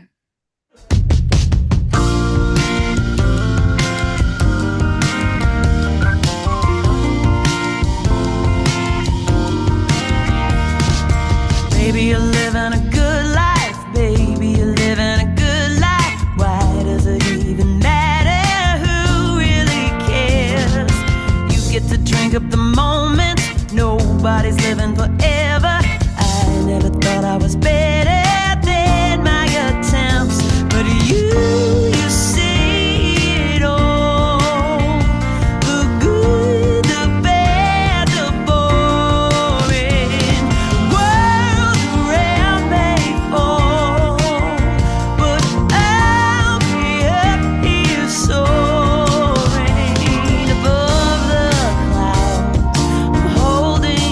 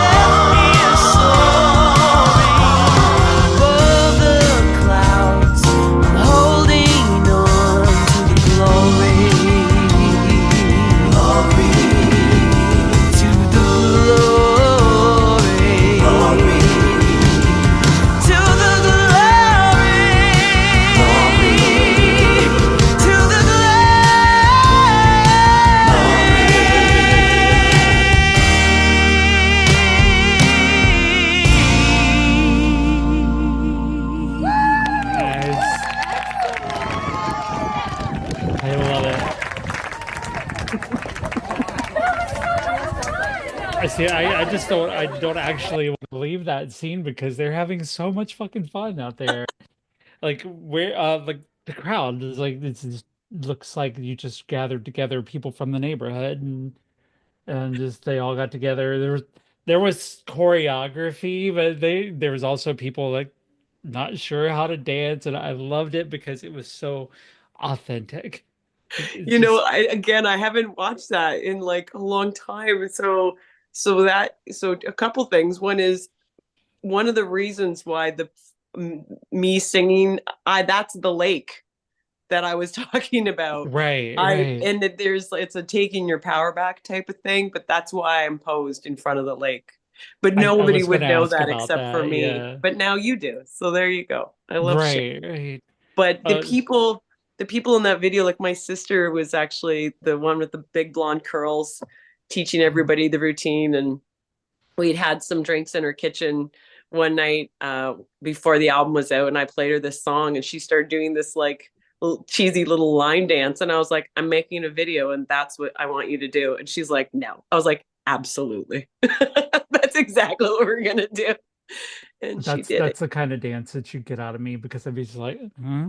I didn't learn how to dance. I was not allowed to as a kid, but like, yeah, it's so cute. It's just that all of them together, and they all sort of had that 6 foot different distance there that we were having back then. Keeping Big 6 foot space. apart. Yes, totally. Yeah, No, it's totally it. And a lot of those people are family. So I have a ton of family in that video because it's like, even when we could gather, it was like you can only have up to 50 people or whatever it was. We had all these weird rules. It was just, but yet if I, throw a stone across the lake, there's no rules or way different rules. yeah. I could tell my own story about that. That's I was at Wuhan when the outbreak happened, and had to come back to America to catch it because nobody was following any rules. Nobody, everybody's going to church and bringing it back to their kids. So yeah, yeah, it's crazy. But Wow. our YouTube chat is chiming in a little bit. They said you look so radiant in that, and looked like you were just glowing, and then the whole thing just looks so fun. And it does look fun. Like it gives me a vibe, and that's one of the greatest powers of music, I think, is like the first piece, the whole Back the River. We definitely got the soul. We got the deep guttural, soul wrenching. I'm releasing this from having power over me. And this one, we're just like we're having fun. Like I honestly hope you play both of them when you come here I and will. play. If I can put in my request for the set list, I would definitely include both of those. But I wish I had some of the new stuff ready for you. And this summer we'll be dropping a couple singles before my new album comes out in October. But it's really I think of all the things that just organically happen and how they all connect. But like I this my new record really is focused on um, you know, feminine energy and community, especially as women. There's a real focus on women. I didn't even try to do it; it just organically happened that way. And there's a song. The album's called "The Medicine." It's after a song I wrote about the overdose crisis here in North America. And I had a family reach out to me, ask me to write something, and I was like, "Geez, I don't know anything about this." And then within that time I spoke to them, and 2 years later, I'd lost two mom friends to overdose. Classic, like the new version of Mommy's Little Helper. And I thought, you know what? We're all affected by this. It's not, and we're losing women, we're losing moms. It's not just like some, college boy who's at a party. It's like we have this face to it, and it's wrong. It's not, I mean, every life is valuable, and people stereotype everything, and it's just not okay. It affects all of us. And anyway, so my new record it's a ton. I'll definitely play some songs this summer when I see you. But I can't um wait. it's the first two singles are really about community and a focus on women in community and supporting each other. And I'm a survivor of domestic abuse, and I touch on that too. But instead of kind of going to the dark place, I was like, where can we find light in this and hope in this? And that's really the message of the album as a whole. So I'm you showing that Glory video just like re-inspired me to like make more music, because I'm like, yeah, someone cares. It's feels good. Maybe we can get a mention in the liner notes somewhere. But Damn right. yeah, I love I love that kind of community here, and here even just with us in our small community, as we're a growing podcast right now, that we can share this with our audience, and also not only inspire them but inspire you as the artist. That's gratifying. It's super gratifying It's very to cyclical. It's very cyclical. I really appreciate that. yeah. Thanks for inviting me into the circle. Oh, well, yes, we've really enjoyed talking to you. We've got a little bit of time left. Any Sim, Abby, Mary, you got anything you want to ask, or anything? I've talked a lot here, so I'll leave it up to you. Abby's like, I Oh, mean, I'm yeah, super. I am the resident introvert. I mean, I know we're almost a lot of us are introverts here. I'm the resident introvert, but I mean, the main thing is just being in awe, in awe of your talent and your perseverance. Like I remember seeing on your website about the, with your bio, being in this industry for 20 years and dealing with, the sexism and the, um the ups and the downs, that resiliency, that talent, and honestly also your energy. That, remember, that was one of the big things I was saying with Sheila when we were leading up to this episode. I was like, I love her energy. Like, she was like showing me some of the interactions leading up to this episode, and I'm like, this is exactly the energy we need. I'm so excited. Yeah. I love that. Thank you. Yeah, I'm not afraid of exclamation marks or emojis. Bring them on. Like, people want to judge me, I do smiley faces in my business emails. I'm like, I don't care. I'm like, Yes. this is me. And let me tell you, you are one of the quickest on the draw with the email. I will email some artists or authors or whatever, and it will take me weeks to get a response back from it. If I don't have a response back from Miss Emily in 5 minutes, I'm like, let's call the Mounties and find out what's going on with her, because something must be wrong. 'Cause you're immediately like just like that, and it's been refreshing. Let me tell you. Let's But I just say appreciate some that. emails and some topics are a lot more fun. So I was really looking forward to this. So thank you. Nice. Thanks for reaching out. Of course. Sim, you look like you had something to say there. What's up? oh gosh, I think I was, when we talked a little bit earlier, you talked about, using the title of Miss Emily, and it's like, you weren't quite sure that that fit, and that sounded, different than how you'd imagined it. But to me, when I hear that, and especially listening to your music, I go back to like the 80s when I heard Janet Jackson go, "My name's Janet, Miss Jackson if you're nasty." And it was because it was something that's like defining a level of respect, you know? So like as an artist, so no, it's not Emily, it's Miss Emily, right? Because your demeanor when you talk in an interview is so sweet and approachable and like unguarded, right? And very genuine, and just kind of like, and still in some ways, like I watch how you react to compliments. You're just like, really? Really? Really? Like you don't see that. But then like your music is like this powerhouse. Like your voice comes through. Like you could just sing the rooftop off it, and so like I wonder, like for you, you touched a little bit earlier on being a survivor of domestic abuse. And so I hope it's okay to ask this, but Mhm. um do you feel like when you were going through that experience, do you feel like music was kind of your safe place to kind of release the things, or release that part of you that you couldn't really express when you were in that relationship, kind of going through that?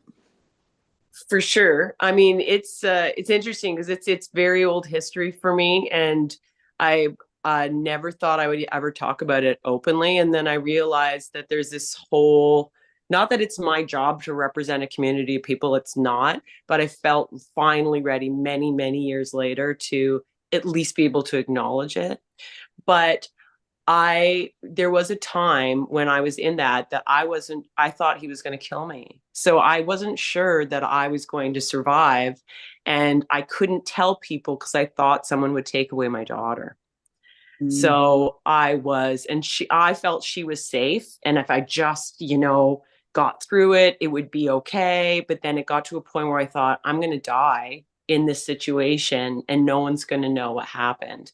And sorry to get dark, but that's the reality of it. And so I would try, and my very first Miss Emily album came out in 2014. And there's a song on there. The album's called Rise. And there's music on, there's lyrics in those songs, but there's one song on there. What is it even called? I can't even play it live. I haven't played it live in 10 years. I think I played it at the album release and maybe once since then. And the chorus says, and I learned to bite my tongue and I focused on the good things and I tiptoed through each day, pretending that I still believed in you. Believe in you. That's the name of the song, Believe in You. And that was my cry for help. And at the end of the song, the final words are, this morning I woke up like I'm still here, because I wasn't sure that was going to happen. And so to me, I was trying to make it as obvious as possible through my music that I was in a lot of trouble because I didn't know how to tell anybody. And, so I guess in that way, music really saved me, but nobody knew. And I'm still not sure. Though I anticipate there'll be some conversations, some questions in the interviews that follow with the new album. I've never talked about it really publicly because I didn't see the point of it. And now I see that there's a bigger picture, that women are suffering. And so if we don't talk about it, I mean, you girls are good at this. If we don't talk about things, they can get swept under the rug pretty quickly. And there's a whole bunch of people who identify in those experiences. So I don't need to be the poster child of them, but if someone listens to the music and says, hey, thank God it's not just me, because right now it just feels like me, or I don't know anybody else. Oh, now I know somebody, even if I don't know me, if they don't know me personally, they know of somebody who's gone through it. And I don't think I present as a weak woman. I mean, I think all the stereotypes I might have put in my head before I actually survived something like that. I mean, I didn't think I was a judgmental person, but I definitely must have been, because after going through it and people, say to you on the other side, why didn't you leave? And you're like, you'll never understand. Like, you'll never understand. For real. And thank you for sharing that much of your soul. I'm sorry, Sim, go ahead. No, first I was going to say thank you for sharing and allowing yourself to be vulnerable with us, because I know that, that's got to be really difficult to talk about. And, I think you're right. And obviously no one is a monolith, right? We go through those things and we experience things differently. But I also want to add something to you too. As a therapist, I've worked in a clinical psychiatric setting for about 16 years now. And, I spent about 15 years working with adolescents, mostly adolescent girls. And now I work with the adult population, and a just mix of everything. And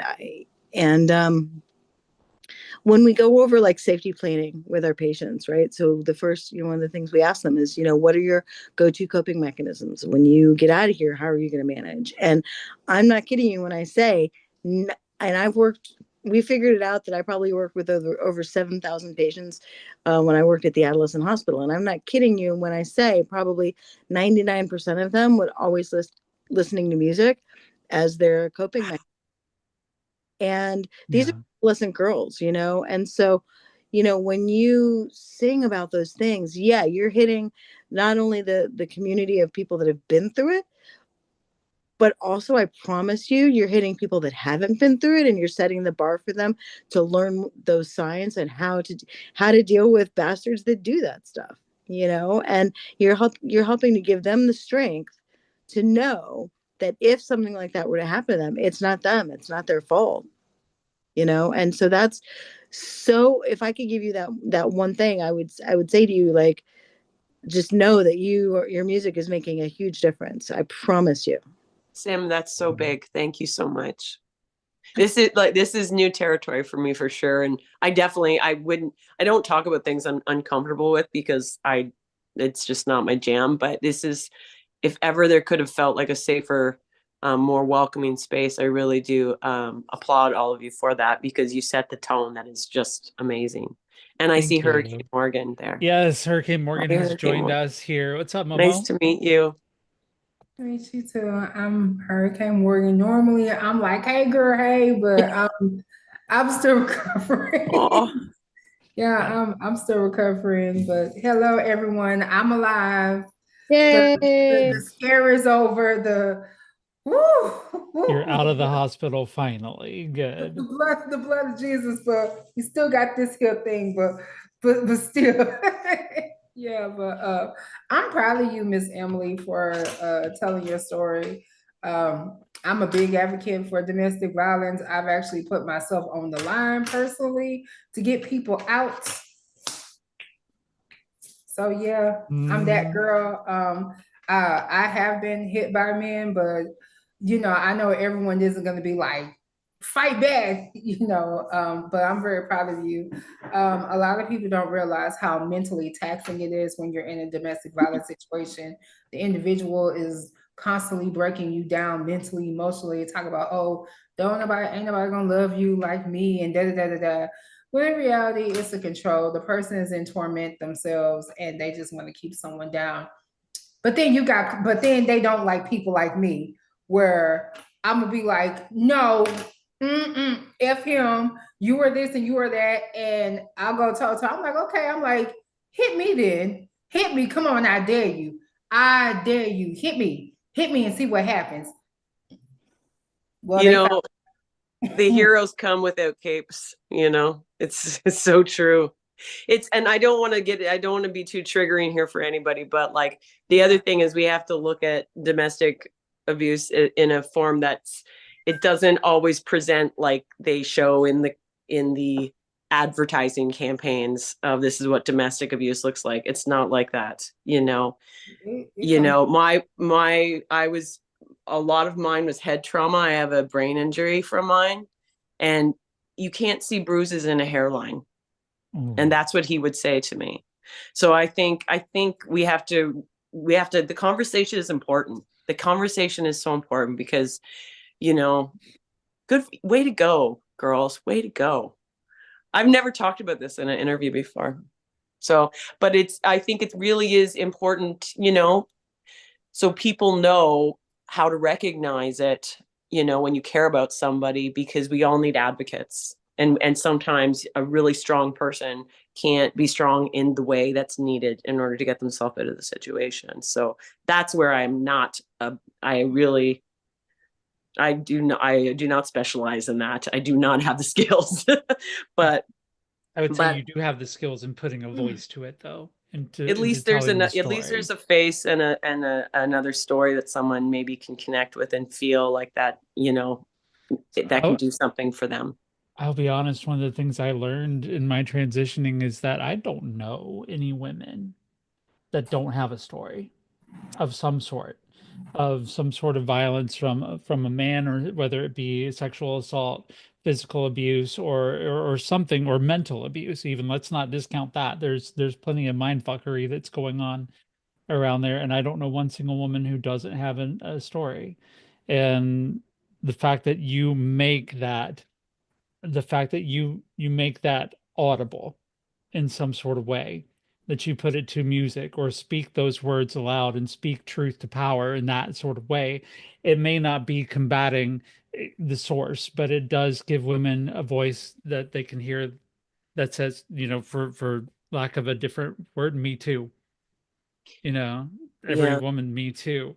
And the YouTube comments have thanked you for your honesty and courage as well. We got Jeff down in the comments who made that to you, and I'm sure that's why Morgan has popped up here. So we've all found an unexpected source of inspiration tonight, I think.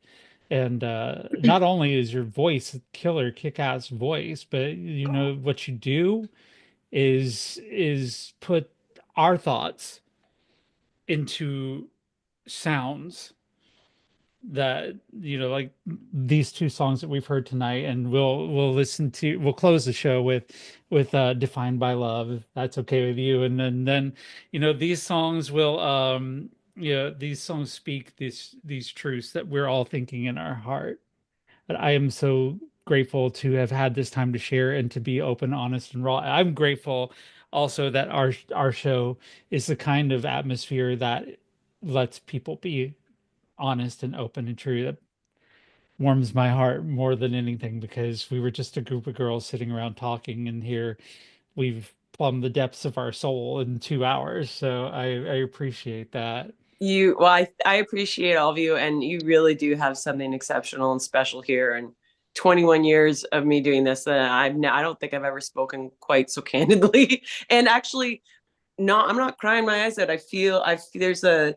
There's something to be said when you can talk about tough stuff, and there's an element of hope and community of lifting each other up. So I don't feel when I speak about it with you in this group that it's a heavy, dark cloud. I don't feel that. I just feel it's part of my story, and that, you know, as a member of a community here, it feels very supportive. And I really want to applaud you for that. You've created a really special space, and I really thank you for having me. I love it. I appreciate it. We can find you at themissemily.com if you want to find out about more upcoming things, especially this record. I'm super excited for it. I can't wait to see you in July. And you know, get to hear these songs with, you know, through my own ears and not through a speaker. Just be there in the presence of it. I can't wait for it. And you'll see me because I'll be in the front row with this big ass red hair. Just losing my mind, I'm sure. But we are at the point of the show where we do want to give our final thoughts, and I'll start with Tim. What's your final thoughts for tonight? That Miss Emily is a fucking badass. That's my final thought. I think that to go through anything in life is hard, but there's some things that are unspeakably difficult, and to come out of those things and not be jaded as fuck and still have that capacity for love and fight is phenomenal. And I think that you set a really good example for people, and I'm glad that you exist in the world. Thanks, Sam. Thank you. Abby, your final thoughts for tonight. Well, firstly, I have to echo what Sim said and say you're an absolute fucking badass. And I truly stand in awe. And this is going to be a little bit of like a copy paste paraphrase of what I said when Ava Val was here, but I feel like that's very fitting given, you know, just this wonderful overlap that we have where when she was on here, I talked about the unifying force of comedy. And here it's that unifying force of music, especially when we're talking about, you know, first and foremost, being a woman in this world, which automatically, thanks to just being this demographic, puts us through the ringer. But then when you add on life experiences that just amplify that ringer, and to be able to put that into music and to give that to people so they know they're they're not alone in this world. They're not alone in these experiences. Yeah, the unifying force of music is just a power to behold. Thanks, Abby. Can't wait to read your book. Thank you. Mary, your final thoughts for tonight. As a women's historian, it's amazing to meet women who are making history. It's incredibly important and special to me. And I'm going to go completely shallow and be like, oh my God, I'm totally fangirling. I'm so glad that I got to meet you. Right back at you. I can't wait to learn more. I'm going to find you on TikTok and the socials and figure that out. I want to learn. I want to learn every day, Mary, every day. So thank you for sharing what you're sharing. It's so special. And I love that I got to be educated tonight, because that fills me right up. Thank you. Same. Morgan, you got any final thoughts for tonight?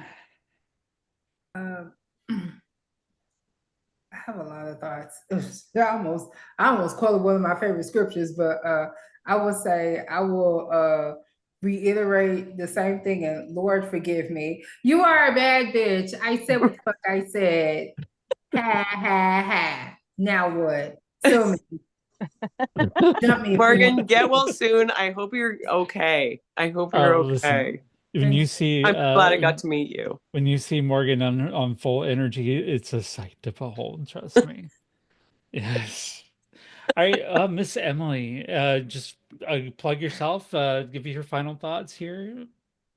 If people want to find me, I have just joined the TikTok situation, but I don't really know what I'm doing. I do love Instagram.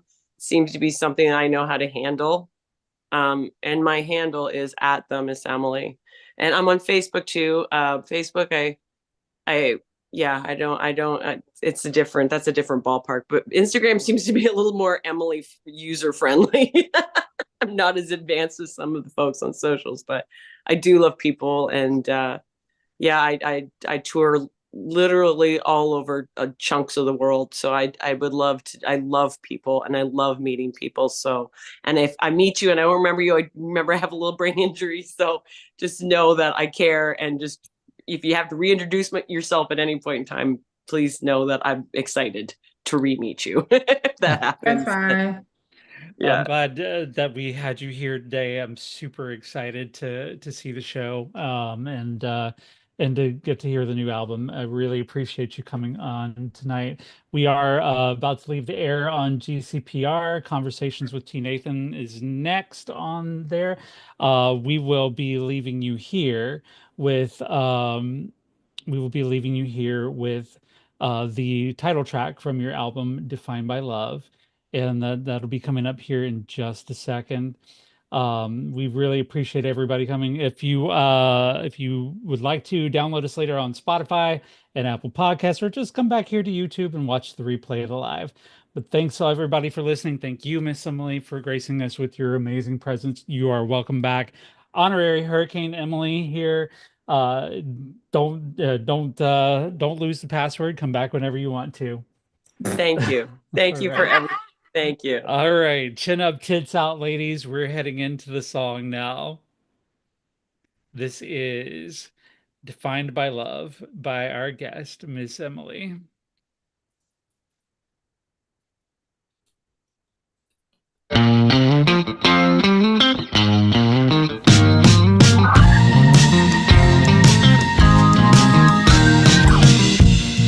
Chasing away, bracing your feet on the ground as you wait, placing the blame. You're better than the easy.